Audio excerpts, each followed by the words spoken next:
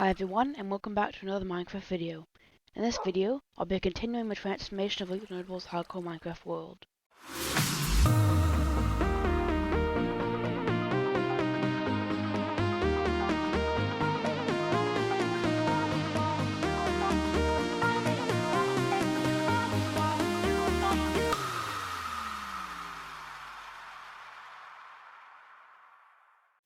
So in the last video, part 1, I had a lot of unfinished projects, but in this video, I've finished them, and I started a few more projects. So let's start with the few unfinished projects which I actually finished in this video. The first finished project, which I'm going to talk about, is the concrete storage area. And in the last video, this section, this corner, wasn't finished, and it had a stone, and the concrete just ended. However, I have finished this, and I decided since the 1.17 update released, this is going to be a 1.17 area for all the new 1.17 blocks and items. So this is a dripstone farm, and the way it works is you have your dripstone, you place upside down of the, pointed dripstone is what you place on the blocks. Dripstone is the actual block. Anyway, moving on. This is a glow berry area, well, it's a ledge, but when you have glow berries, you place them inside the block, and they'll grow. And one thing I didn't know when I first got them is that only the end of the glowberry vine can grow glowberries. The problem is I didn't know that, so all I did was place glowberries all the way from top to bottom, and then they never grew glowberries. But I fixed that, and I have plenty of glowberries now. This is also a storage aisle for 1.17 blocks. Rooted dirt, glowberries, deep slate, and all the variants. Where's the zombie? I also got an axolotl. I had to, but the other one disappeared or something. Never mind, I have another one. I forgot that was just in here. And I have some tropical fish, I can feed them. And that's it for this area. Other than the completion of the concrete storage area, the rest of the compounds mostly remained the same. I added a turtle pen, which is a minor detail. Removed some other small bits, like the cake factory, because I never use it. And placed a bunch of glow berries underneath the cloud shack. So now that I think about it, that one corner of the concrete storage area was the only incomplete project from part 1. So now I'm going to talk about all the projects that I have started and haven't finished in this video. Starting with the Emerald Skyscraper. Now I know I already have the Emerald Tower, but the reason I'm calling this the skyscraper is because it goes all the way from the depth of the world to build height. And it starts on this road. I built this road going away from the compound because the compound is actually very laggy, and I wanted a nice area far from the compound where I could build not a new base, but just another area that I'm never going to use. This is it. It's a big pit in the ground, and the reason there's carpet on the floor is when I first dug out this huge pit, I mined into a few slime chunks, and I didn't want slimes all over my new area. This does offer potential for a slime farm if I ever wanted to build one. This is the interior. The beacon sits here, and I didn't put torches, I put lanterns. I also on the third floor, put a water elevator. I put 2 different types, up and down, and then the second up and down just because I wanted to keep it symmetrical, so 4 columns of water. And it was actually diamond for the first few bits. I have a lot of gold now because I built a gold farm. I think I forgot to talk about that in the first part, but I built a gold farm in the nether, and I'll show that a bit later in this video. And then it has diamond blocks. I have a lot. I had a third of a chest full of diamonds, so I decided to make them onto diamond blocks, put them on the skyscraper. I also thought a blue ring would look nice around of glass. And then it turns to gold because I just wanted to keep the pattern, and I ran out of diamonds. And I have to keep this pattern. I haven't built more. I might actually make a time lapse of me building this. That'll be interesting. So that's it for this tower. So the next section of this tour is the nether. I didn't show any nether footage in the other video. However, I am doing it in this video because there's too much that I've changed to not show you. I'm also going to get some ender chests, because I am going to go straight to the mansion. That's right.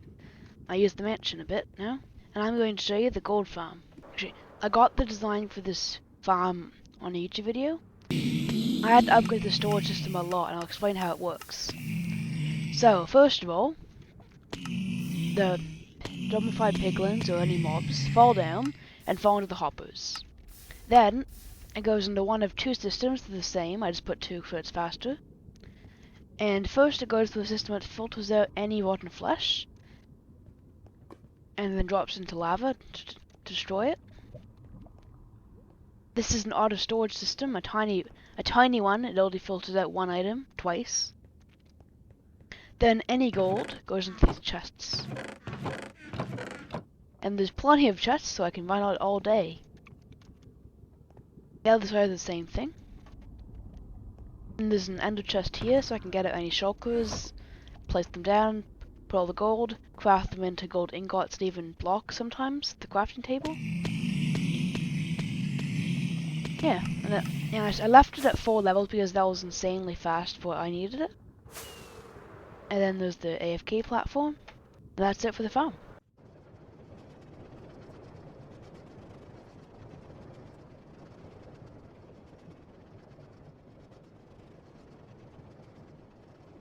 So after that long minecart trip, well for you guys it was 15 seconds, but for me it was 10 minutes, we're at the mansion. I haven't changed the interior much. All I actually did was install an auto. Where's everything? I left the storage system as it was because I just don't use that type of storage system now. And I installed, well not really installed, but I just threw down some chests, put some stuff here. This is all some general building supplies. This is an auto storage system in case I want to do some mass mining. It doesn't have any 1.17 and 1.18 items in it. But it has the basic items in case I just want to dump my inventory after mining. Then we have a line of furnaces, powered by wool, powered by nothing apparently, powered by wool. Because my auto sheep farm produces way too much now. I have some emeralds, actually I'll explain why there's emeralds here. So, in similar fashion to the emerald skyscraper I just showed you, I have plans to build another one here. However, I'm going to do it in 1.18, where the height's going to be increased.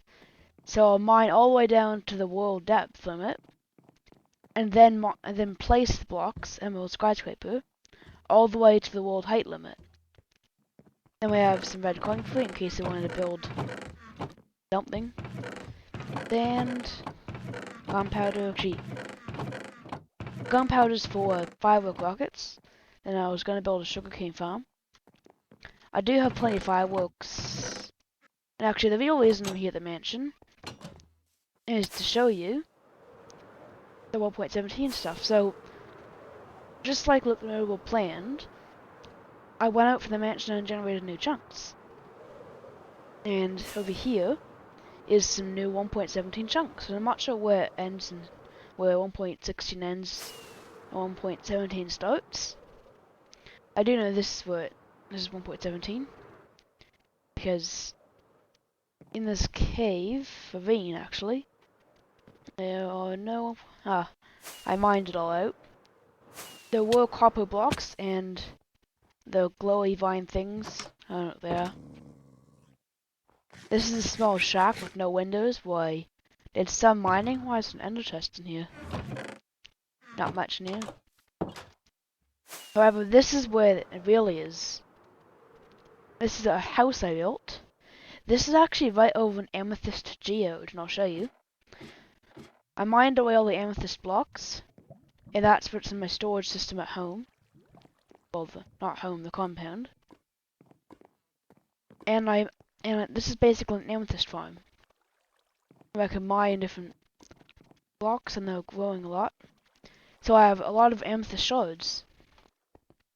And then because I have a silk touch pickaxe, I can mine the individual stages of growth, and have a chest for each of them, even though they're totally useless. At one point there was a pointed dripstone farm, a mini one, before I decided to set one up at home. Down here, all the way down here, is a mine, and I started this mine because I just wanted to get a lot of deep slate. This used to be deep slate here, and as you can see, there's still some over here. Every now and again I come here and mine more deep slate, with or without a silk touch pickaxe, so I get deep slate and cobbled deep slate. Cobbled deep slate is used to make all the variations, and normal deep slate doesn't make anything. So I actually have more cobbled deep slate than I have deep slate.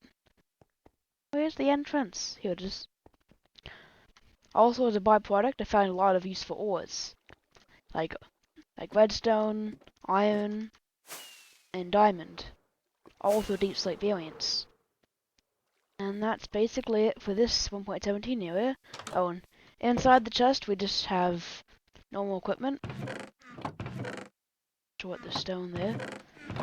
This is for more building. This says building supplies. And then when I'm actively here mining and stuff, I place all my shulker boxes out on the floor. Then we have a loft bed in the roof. I put a wall of a fence around it. That's the end of the tour. I hope you enjoyed. Remember to like and subscribe, and I'll see you in the next video. A quick note I'd like to add. I'm working on a video where I survived to 100 days in survival Minecraft. That should be out in a few months.